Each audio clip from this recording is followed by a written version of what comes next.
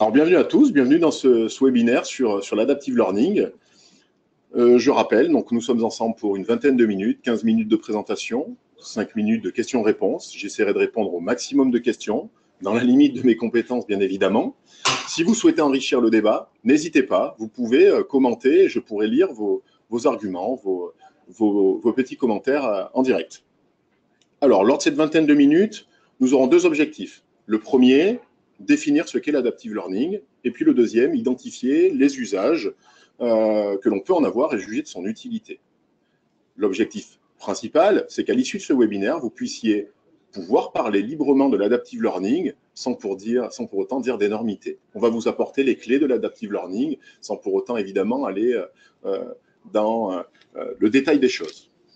Donc, quelle définition pour commencer ? À la croisée des chemins, donc, entre psychologie, intelligence artificielle, neurosciences et pédagogie, ce que l'on appelle les systèmes pédagogiques adaptatifs ou adaptive learning, promettent de prendre en considération les besoins de chaque apprenant pour leur proposer une expérience d'apprentissage qui soit personnalisée, qui soit individualisée. Alors, quand je parle de besoins de l'apprenant, de profil de l'apprenant, je parle déjà de ses connaissances, de ses objectifs, de ses préférences, de ses aptitudes. Et en fonction de tout cela, mais aussi d'autres critères, on va construire un parcours pédagogique qui va être unique et adapté. Donc, pour définir l'adaptive learning de la manière la plus simple possible, je donnerai la définition suivante. C'est un concept pédagogique dont la finalité est d'adapter les décisions pédagogiques aux besoins et aux compétences particulières de chaque apprenant. Son objectif, c'est d'optimiser l'apprentissage pour que chaque apprenant puisse avoir une expérience qui soit idéale en tenant compte de son hétérogénéité, tout simplement. Alors, si on veut comprendre l'adaptive learning, il va falloir faire un tout petit peu d'histoire. On va partir 50 ans en arrière, puisque les premières traces de l'adaptive learning, en tout cas les travaux qui en sont à l'origine, remontent aux années 1970 à peu près. Pour ne citer que, je vais citer voilà, deux scientifiques, de psychologues qui ont travaillé sur le sujet. Alors, Jamie Carbonell n'est pas un psychologue, je vais essayer de ne pas faire de bêtises, mais on va citer d'abord Antoine de la Garandrie et ses travaux sur les profils d'apprentissage. Donc, dans les années 70-80, Antoine de la Garandrie a fait des travaux sur l'hétérogénéité des apprenants, tout simplement avec une notion simple, qui était chaque apprenant apprend d'une manière différente. On apprend tous différemment. Et puis, on a aussi eu les travaux de Jamie Carbonell sur le machine learning. En fonction de ces travaux, par exemple, Antoine de la Garandrie a dicté que si on souhaitait faire un apprentissage idéal, il faudrait que cet apprentissage soit différent et adapté à chaque apprenant. Cela dit, si c'est simple sur le papier, très complexe à mettre en œuvre, surtout dans les années 70-80. Il aurait fallu pour cela avoir un formateur et un tuteur derrière chaque apprenant, ce qui était plutôt compliqué à mettre en œuvre. Mettre en pratique ces apprentissages qui étaient jusqu'ici, ces apprentissages adaptés impossibles, désormais, avec les progrès technologiques, avec l'avènement du big data, des algorithmes, on commence à avoir les possibilités de l'adaptive learning et on commence d'ailleurs à le mettre en œuvre. Alors jusqu'ici, cette promesse de parcours unique et adapté, elle est restée assez confidentielle, surtout en Europe. Jusqu'ici, outre-Atlantique, notamment dans des universités telles que l'Arizona, qui sont des universités qui ont beaucoup investi pour améliorer l'expérience d'apprentissage. Ils ont mis en place pour leurs étudiants des cursus personnalisés sur mesure qui prenaient compte de l'apprentissage de chacun, de son rythme, de ses objectifs, de ses compétences, de sa progression. Et ils ont constaté des vitesses d'apprentissage qui étaient améliorées, augmentées, je ne sais pas quel est le terme exact, de 40%.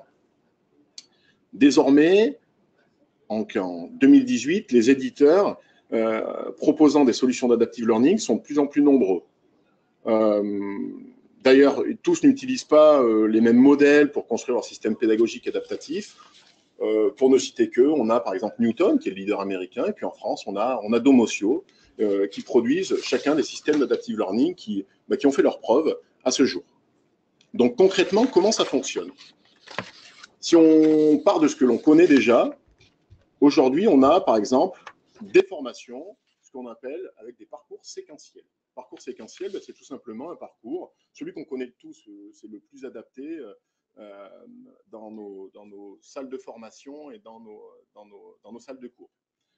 C'est un parcours qui est linéaire, il est assez simple à représenter, puisqu'en fait, on va commencer par une première activité. Donc, tous les élèves, tous les stagiaires de la formation ou de ce cours vont suivre cette première activité, puis vont suivre la deuxième activité, puis suivre la troisième activité.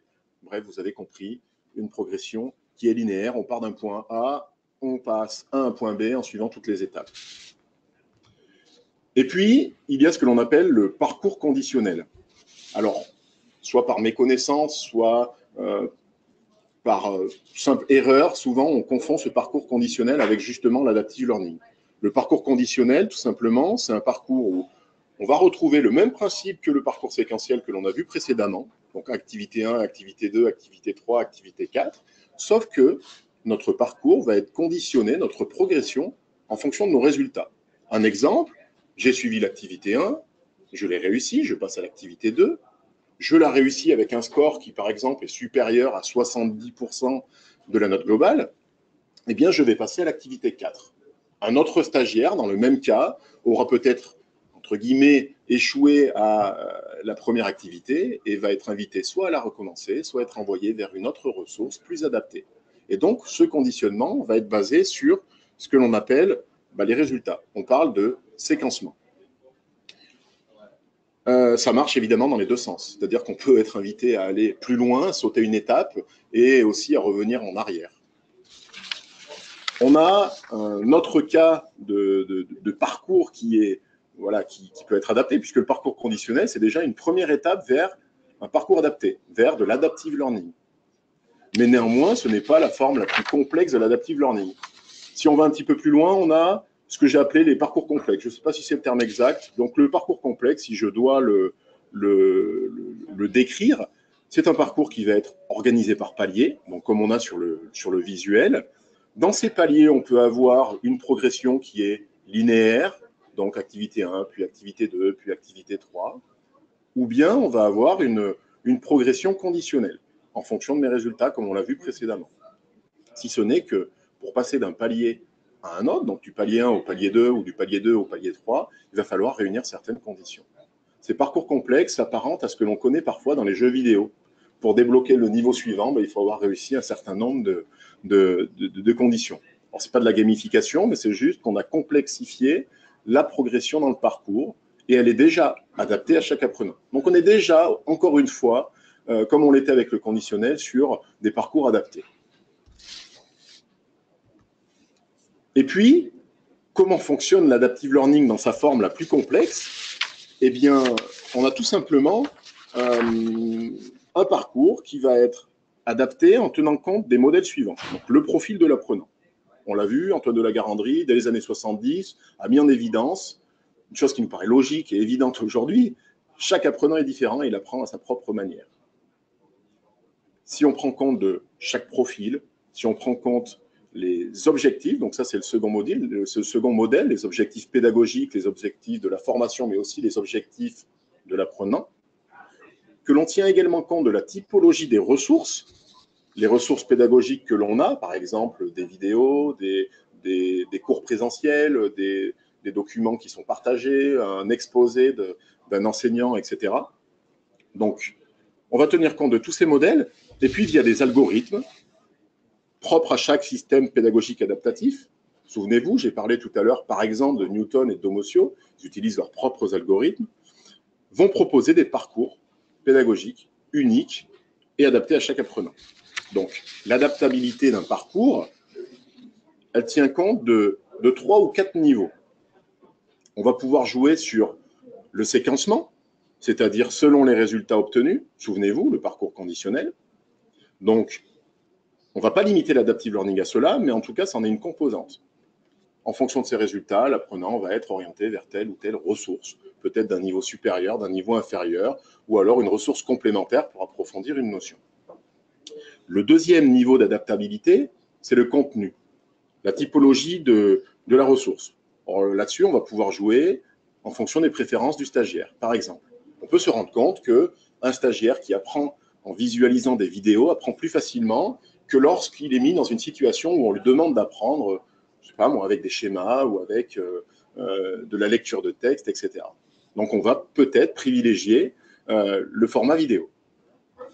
Par contre, on va pouvoir, pour des choix pédagogiques, vouloir varier les supports et de temps en temps lui proposer un autre type de ressources.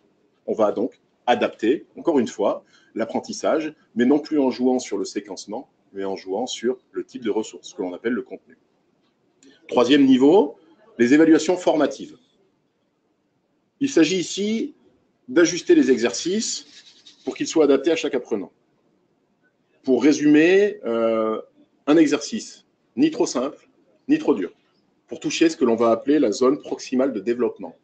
Donc, on va prendre un exercice, par exemple, on va le suggérer à l'ensemble des stagiaires d'une formation, et puis en fonction de tout ce qu'on a vu précédemment, le parcours passé de l'individu, ses résultats, et ainsi de suite, on va lui proposer une évaluation suivante qui va s'adapter à son niveau pour être juste l'évaluation qui lui convient en termes de difficulté, ni trop simple, ni trop dur. Si c'est trop facile, ce n'est pas efficace. Si c'est trop compliqué, ce n'est pas efficace non plus.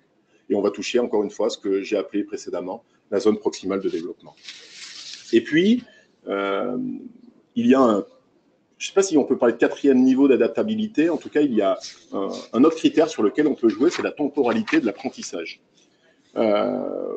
Administrer un exercice ou une ressource au bon moment. Ni trop tard, ni trop tôt. Oui, on parle vraiment de juste milieu. Tout à l'heure, sur les évaluations formatives, on disait ni trop simple, ni trop dur. Sur la temporalité, on va parler ni trop tôt, ni trop tard. Tout simplement, on va pouvoir jouer sur cette temporalité pour jouer sur la courbe de l'oubli, sur la performance de l'apprentissage. Apprendre la bonne chose au bon moment. Je vais prendre un exemple. Les applications telles que Babel ou Duolingo qui vous envoient des notifications sur votre smartphone pour vous rappeler qu'il faut reprendre votre cours et puis ils vous mettent un lien vers une ressource. Ce n'est pas fait par hasard. Ils vous le rappellent à un moment qui a été choisi. Ils vous le rappellent d'aller vers telle ou telle ressource parce que c'est la bonne ressource, selon eux, pour que vous évitez d'oublier et parce que c'est le bon moment pour apprendre, d'après leurs algorithmes, encore une fois. Alors, il y a de nombreux avantages à faire appel à l'adaptive learning. Le premier, c'est d'avoir une expérience d'apprentissage qui est optimisée. On sollicite l'apprenant au bon moment, avec les bonnes ressources et avec les bonnes approches. Ces systèmes pédagogiques adaptatifs, ils produisent tout simplement ce que l'on va appeler, alors ça va parler aux développeurs, des roadmaps d'apprentissage pour chaque apprenant. Une roadmap d'apprentissage individualisée. Cette roadmap, elle est actualisée en continu en fonction des données qui ont été récoltées. Et là, on va intégrer la notion de data, de big data, dès lors qu'il y en a beaucoup. Donc, en continu, cette roadmap d'apprentissage, via le système pédagogique adaptatif, va vous dire quoi apprendre, quand apprendre et comment l'apprendre.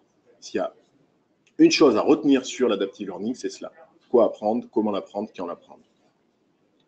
Néanmoins, au-delà de ces avantages, il y a des contraintes. Je ne vais pas parler d'inconvénients, je vais parler de contraintes, parce que si l'on veut mettre en place un système pédagogique adaptatif complet, il va falloir réunir quelques conditions. La première condition, déjà, c'est d'avoir des data. Pour alimenter un algorithme, il faut avoir un certain nombre de data. Et plus vous en avez, plus l'algorithme est performant. Donc, exemple de data, c'est avoir beaucoup d'apprenants sur lesquels on a pu s'exercer, sur lesquels on a pu récolter de la donnée pour pouvoir affiner les résultats de son algorithme. La deuxième condition à réunir, si on veut jouer sur le niveau d'adaptabilité que peut être le contenu, il va falloir avoir un certain nombre de ressources. Et ces ressources, il va falloir les avoir dans une grande variété de typologies. Un même concept, il va falloir pouvoir l'expliquer en vidéo, en texte, en scénario imagé, et ainsi de suite. Donc, ça implique d'avoir beaucoup de data, de ressources, et donc un gros boulot de vos équipes d'édition, si vous en avez évidemment. Je vais prendre un exemple, puisque j'ai cité donc Newton, Domosio. Actuellement, chez Mascot, on a des travaux sur l'adaptive learning, et on mise déjà sur nos data, 5 millions d'élèves. Donc actuellement, on est en train de construire les modèles de données et les algorithmes qui vont permettre par la suite de pouvoir suggérer des parcours pédagogiques uniques et adaptés. Et ensuite, notre service édition s'attache, lui, à produire ces ressources que l'on a, nos ressources pédagogiques dans nos collections, dans différentes variétés. Et donc l'idée plus tard, ce sera de proposer, en fonction des profils que l'on va rencontrer, des datas que l'on aura récoltées, des parcours pédagogiques adaptés. Alors, n'oublions pas la première question de ce webinaire, faut-il miser sur l'adaptive learning? Alors, vous l'avez compris, j'ai cité des avantages, j'ai cité des contraintes. Ce qu'il faut retenir surtout, c'est que les premiers résultats le confirment. Et je pense que dans l'Assemblée, hein, je vois qu'il y a des éditeurs qui justement produisent des systèmes pédagogiques adaptatifs, donc ils n'hésitent pas d'ailleurs à commenter. Les résultats le confirment. Visiblement, d'après les résultats qui ont été publiés par l'Université d'Arizona, on apprend plus vite. Tout à l'heure, je parlais d'apprentissage plus rapide, de 40% par rapport à un apprentissage traditionnel.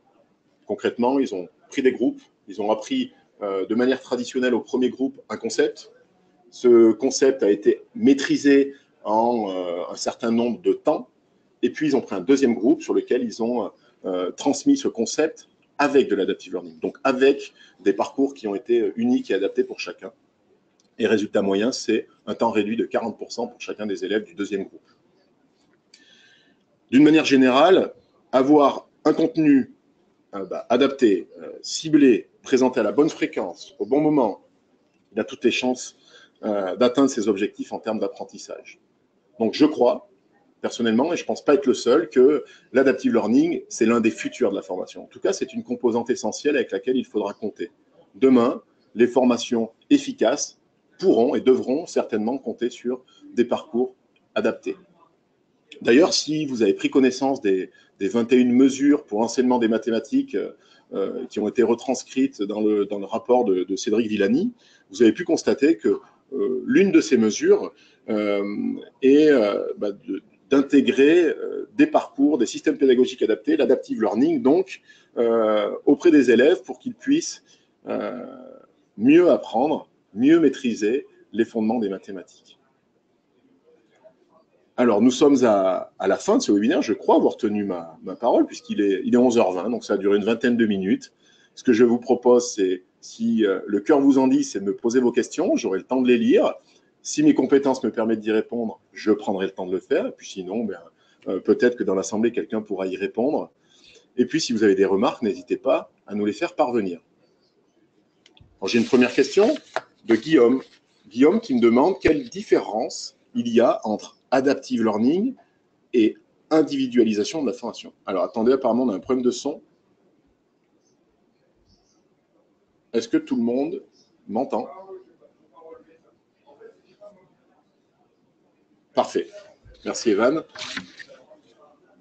Excusez-nous pour le problème technique. Donc, quelle différence il y a entre adaptive learning et individualisation de la formation? Bon. Si vous parlez avec un enseignant, si vous parlez avec un formateur, il va vous dire « j'individualise mes apprentissages ». Je prends souvent deux cas très différents. Le cas de l'enseignant dans une petite classe de CP, par exemple, qui va apprendre la lecture, forcément, il va adapter son apprentissage, il va faire les premières bases de l'adaptive learning, en passant du temps avec l'élève qui en a le plus besoin, en faisant progresser plus vite celui qui en a besoin, etc. Et on est déjà dans des premiers fondements de l'adaptive learning. Mais il a des contraintes, il a des limites. Déjà, c'est le nombre d'élèves, c'est le temps qu'il peut partager avec chacun d'entre eux, et c'est les moyens techniques et technologiques qu'il a à sa disposition. On parle d'individualisation de la formation, mais on peut aussi parler de systèmes pédagogiques adaptés. Néanmoins, ce n'est pas le plus complexe.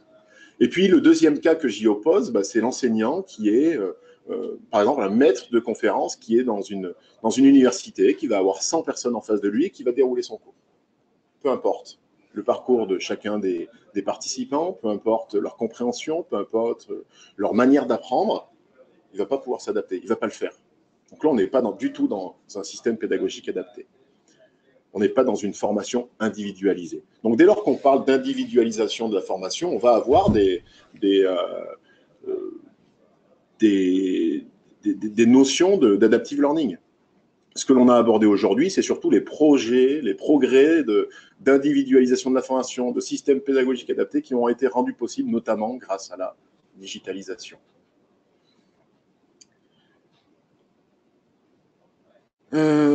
Alors, beaucoup de questions, je vais essayer de les traiter dans l'ordre. Ne serait-ce pas l'utilisation des algorithmes, me demande Guillaume.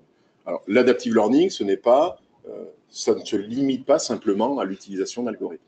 L'adaptive learning, il y a une composante, en effet, c'est le traitement par algorithme d'un certain nombre de composantes. Le profil de l'apprenant, les objectifs de chacun, la temporalité de l'apprentissage, le type de contenu que l'on peut proposer, qui va être traité avec un algorithme pour pouvoir proposer l'expérience la plus individuelle et la plus adaptée. Donc c'est une composante, l'algorithme est une composante de l'adaptive learning.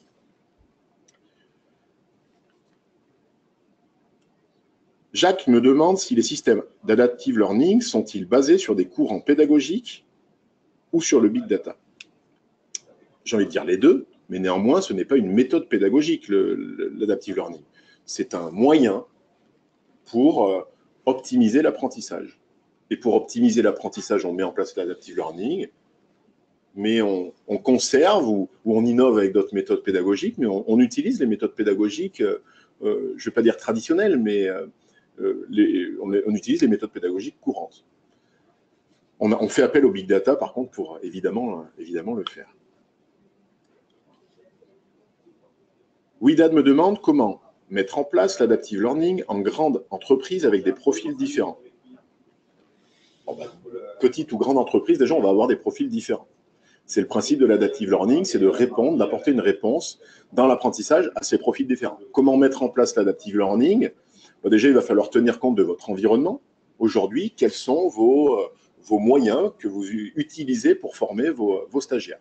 Si vous utilisez, par exemple, une plateforme de formation, ce qu'on va appeler une plateforme LMS, il existe des solutions pour pouvoir greffer, je ne sais pas si c'est le bon terme encore une fois, une solution d'adaptive learning pour qu'elle puisse analyser les données qui ont été enregistrées en fonction de la progression de chaque apprenant et pouvoir leur proposer des parcours adaptés. La manière dont ça va être fait, ça va dépendre évidemment du choix de la solution d'adaptive learning que vous aurez retenue. J'ai cité un certain nombre d'éditeurs, il y en a d'autres. Chacun travaille à sa propre manière, mais je sais que, par exemple, certains d'entre eux proposent pour rester dans des mots simples, des plugins qui vont se greffer à vos plateformes de formation pour pouvoir proposer ces fameux parcours adaptés. Et puis, il y a de plus en plus des plateformes de formation, des plateformes LMS, qui intègrent directement leur propre système d'adaptive learning. Donc, si demain vous devez passer à l'adaptive learning, posez-vous la question, pourquoi je souhaite y passer, quelle organisation je veux mettre en place, est-ce que je veux conserver ma plateforme, est-ce que je veux en choisir une autre, et puis ensuite, ce sera de faire le choix dans les solutions qui vous sont proposées pour pouvoir adapter vos apprentissages avec les algorithmes qu'ils proposent. Une question intéressante de Claude. Si l'adaptive learning implique d'avoir plus de ressources, cela implique donc d'avoir des coûts supplémentaires de production, donc des parcours plus chers. Je crois, oui, en tout cas, que mettre en place une stratégie d'adaptive learning, c'est pousser les choses un petit peu plus loin. Par contre, je pense que c'est maladroit d'opposer le parcours traditionnel, donc conditionnel ou linéaire, sur lequel on avait des activités qui étaient créées sous une seule forme, c'est-à-dire que si on devait aborder tel concept, on avait une seule ressource pédagogique qui l'abordait et puis pas d'autres, et puis ensuite on avait notre parcours qui était linéaire ou conditionnel. En effet, dans l'adaptive learning, on va devoir proposer plusieurs typologies de ressources pour qu'elles s'adaptent à chaque individu. C'est en effet plus cher, plus coûteux. Mais cela dit, c'est incomparable. Je ne vais pas essayer de faire d'image maladroite sur des choses de la vie quotidienne, mais bon, je pense que mettre en place une stratégie d'adaptive learning, il y a des contraintes, je l'ai dit tout à l'heure, il y a des conditions à réunir. C'est le nombre de ressources, et donc produire des ressources, les acheter ou quoi que ce soit, ça a un coût. Ça, c'est une évidence. Mais néanmoins, on peut juger et établir que l'apprentissage sera amélioré. On a parlé de réduction du temps d'apprentissage, donc il va falloir comparer. Evan parle de granularité du contenu. Oui, oui, tout à fait. Je pense que j'ai affaire à un expert, puisque je reconnais la question et je reconnais la personne. Tout à fait. Si on a une granularité déjà premièrement assez fine du contenu, une granularité variée, on va pouvoir adapter l'apprentissage au mieux. Encore une remarque de Claude, le levier, nombre d'apprenants devient un levier. Donc si je comprends bien, pour Claude, pour faire de l'adaptive learning, il faut avoir un certain nombre d'apprenants ou quoi que ce soit qui s'y approche. Je pense surtout qu'il s'agit d'avoir des datas. Faire de l'adaptive learning avec 2 individus, c'est peut-être pas très complexe. On peut le faire, peut-être qu'un enseignant d'ailleurs pourrait presque faire de l'adaptive learning pour 2 individus. Ça va lui demander une vraie gymnastique intellectuelle puisqu'il va devoir s'adapter sa posture, sa méthode pédagogique à chaque individu.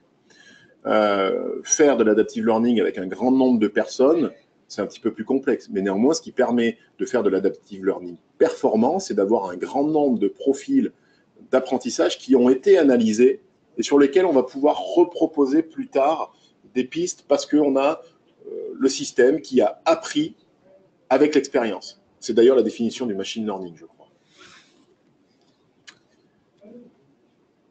J'espère avoir répondu à vos questions. Vous êtes encore nombreux. Si vous avez des questions, n'hésitez pas. On peut encore passer 5-6 minutes ensemble.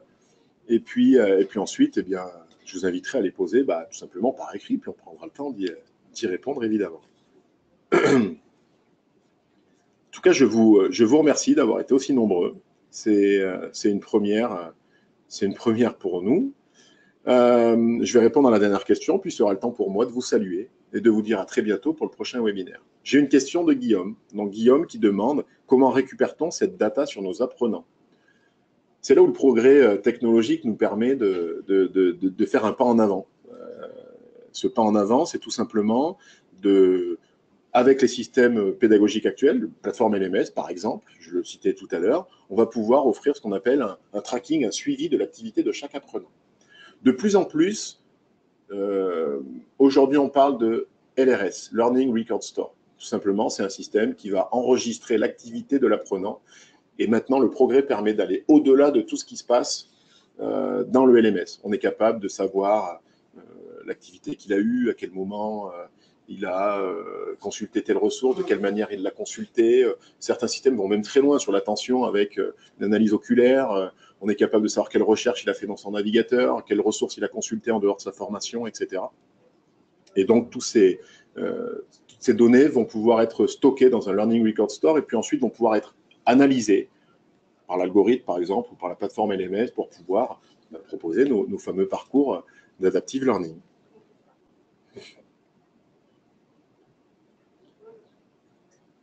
Allez, je vais tricher un petit peu et puis après on va arrêter à 11h30. J'ai une question de Jenny qui me demande, existe-t-il des programmes prédéfinis pour encoder ces datas et générer des parcours adaptés? Ces programmes prédéfinis, ce sont justement ces systèmes pédagogiques adaptatifs, les fameux algorithmes qui vont être proposés par l'ensemble des éditeurs qui proposent des solutions d'adaptive learning sur le marché. J'en ai cité quelques-uns. Leur idée, c'est ça, c'est justement de vous proposer, OK, on va analyser vos données et puis on va proposer, d'après leurs travaux, d'après les données qu'ils ont déjà utilisées par le passé pour établir leurs algorithmes, pour que vous puissiez proposer des parcours uniques et adaptés. Parfois, en français, on appelle ça des systèmes tutoriels intelligents, des STI. Parfois, on va appeler ça des systèmes pédagogiques adaptatifs. Parfois, enfin voilà, il y a plusieurs noms qui vont s'y prêter. Et je vous invite à regarder un petit peu sur le web ce qu'il existe sur le marché. Voilà, je crois qu'il est temps pour nous aujourd'hui, en tout cas, de mettre fin à ce webinaire.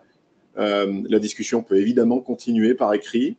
On ne manquera pas de vous informer sur les prochains webinaires qui auront lieu. On n'a pas encore connaissance du sujet, mais on devrait se retrouver d'ici 5 ou 6 semaines. Encore une fois, je vous remercie d'avoir été très attentifs, d'avoir été très nombreux. C'est une première pour nous. Donc, j'espère qu'on a répondu à vos questions. J'espère qu'on a tenu votre promesse. J'espère que j'ai été clair. Et j'espère en tout cas que vous avez passé un bon moment.